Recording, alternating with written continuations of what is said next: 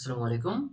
আশা করি তোমরা সবাই ভালো আছো। আজকে আমরা পড়ব ইংলিশ ফার্স্ট পেপারের ফার্স্ট ইউনিটের ফার্স্ট লেসনটা। গল্পটা হচ্ছে মিস্টার মতি, এটা লিখেছেন রাহাত আবির। Economy and education are two major factors that segregate people in a society. Segregate অর্থ পৃথক করা বা আলাদা করা।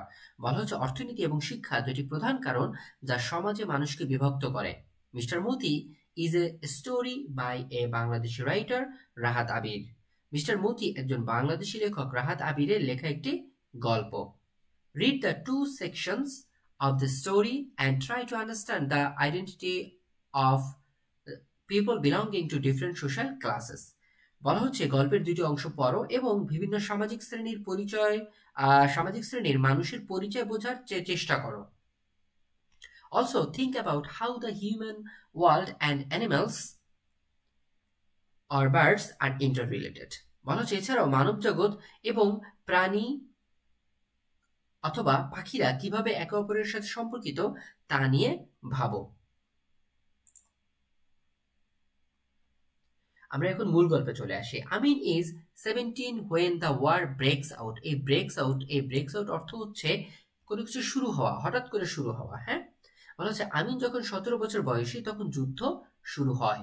ওয়ান মানডে আফটার সাপার মানে হচ্ছে রাতের খাবার, সাপার অর্থ হচ্ছে রাতের খাবার। He announces he will go to war. বলা হচ্ছে যে এক সোমবার রাতের খাবারের পর সে ঘোষণা করে সে যুদ্ধে যাবে। সোনাভান শ্রিক্স মানে হচ্ছে চিৎকার করা। সোনাভান চিৎকার করে ইন সারপ্রাইজ, সে বিস্ময়ের সাথে চিৎকার করে ওঠে। You want to leave me alone, তুমি আমাকে একা রেখে চলে যেতে চাও। ইট ওন্ট টেক লং, এটা বেশি দেরি হবে না। মা হি অ্যাসিউরস হার, সে তাকে নিশ্চিত করে যে বেশি দিন লাগবে না। ইট ওন্ট টেক লং, এটা বেশি দিন লাগবে না। মা হি অ্যাসিউরস হার, সে তার মাকে নিশ্চিত করে যে এটা বেশি দিন লাগবে না। I will be back soon after the training, আমি প্রশিক্ষণ শেষেই ফিরে আসব। That night Sonaban can not slip, ওই রাতে সোনাবান ঘুমাতে পারে না। আফটার সান আপ সূর্য ওঠার পরে শি ওপেন্স দ্য ডাক কূপ, সূর্য ওঠার পরে সে হাঁসের খাঁচা খুলে দেয়। এই ডাক কূপ মানে হচ্ছে হাঁসের খাঁচা। দ্য ফ্লক স্ট্রিমস আউট, এই ফ্লক বলতে কি বোঝানো হচ্ছে, এই যে হাঁসের ঝাঁক বা হাঁসের দল বাইরে বেরিয়ে আসে। স্ট্রেচেস মানে প্রসারিত করা, ওই যে তাদের ডানা সেগুলো যে ঘুম থেকে উঠে ওরা একটু প্রসারিত করে না, ডানা ঝাপটায়, এটাকে বোঝানো হচ্ছে। অ্যান্ড কোয়াক্স মানে ডাকাডাকি করে। Around her for their morning মিল, তাদের সকালের খাবারের জন্য তারা সোনাবানের কাছে গিয়ে কি করে, ডাকাডাকি শুরু করে। She takes longer than usual, সে প্রতিদিনের চেয়ে বেশি সময় নেয়। She mixes water with rice husks in an earthen bowl. Earthen bowl মানে হচ্ছে মাটির বাটি এবং রাইস হাস্ক মানে হচ্ছে ধানের তুষ। And puts it down, বলা হচ্ছে সে একটি মাটির বাটিতে চালের তুষের সাথে জল মিশিয়ে রাখে। They gobble, এই গবল মানে হচ্ছে গোগ্রাসে গেলা।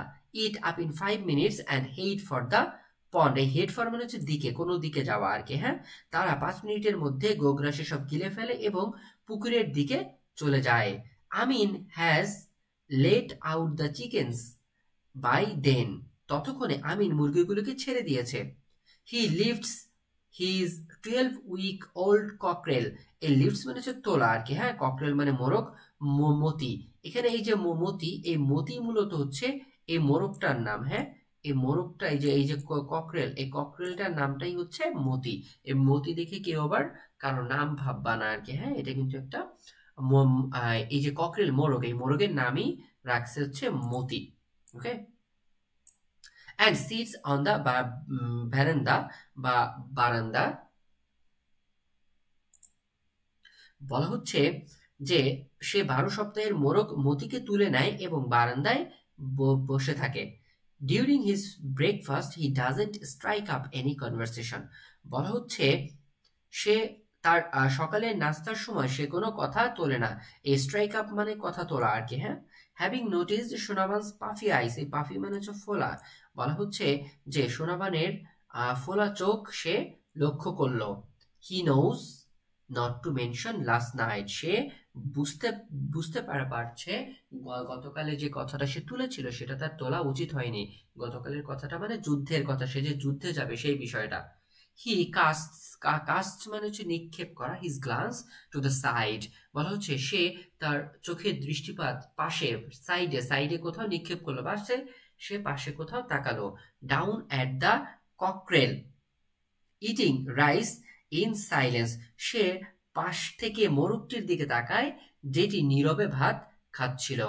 টুডে ইজ হাট বার, আজ হাটের দিন, বা হচ্ছে মার্কেট ডে, বা আজকে হচ্ছে যে যে প্রত্যেকটা গ্রামে এরকম একটা দিন থাকে হচ্ছে যে দিন সাধারণত হাট বসে, কোনো গ্রামে একদিন বা কোনো গ্রামে 2 দিন এরকম হয়। Sonaban has arrange the things Amin will take to the bazaar to sell, Sonaban আমিনের বাজারে বিক্রি করার জন্য জিনিসপত্র গুছিয়ে দিচ্ছে।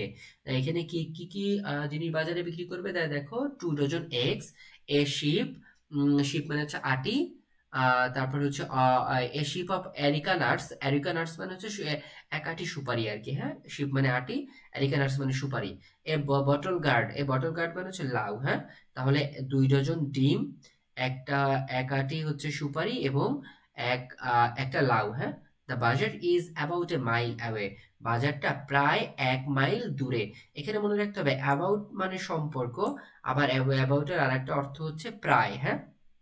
Amin wears his short-sleeved floral shirt over his lungi, এই যে তোমার এই শর্ট স্লিভ মানে হচ্ছে হাতা কাটা বা হাপাতা আর কি, হ্যাঁ। আর ফ্লোরাল মানে হচ্ছে ফুল।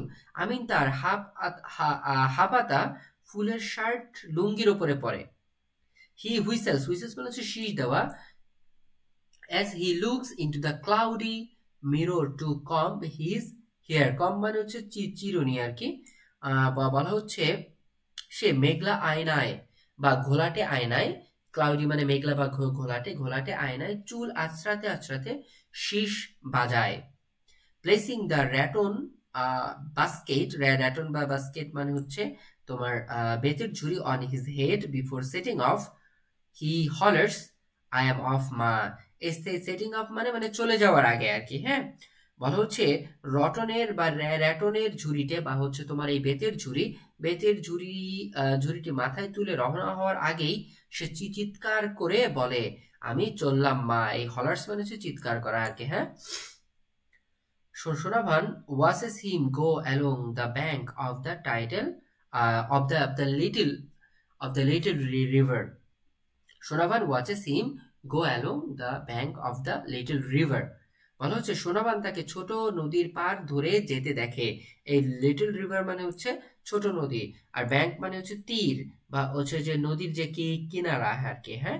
ফর দ্য ফার্স্ট টাইম, প্রথমবারের মতো, ইট occurs to her that Amin has grown up, এই প্রথমবারের মতো সোনাবানের মনে হয়েছে যে আমিন বড় হয়ে যাচ্ছে বা বড় হয়ে গেছে আর কি। He has reached the height of his dead father, বলা হচ্ছে তার উচ্চতা তার মৃত বাবার মতো জায়গায় পৌঁছে গেছে।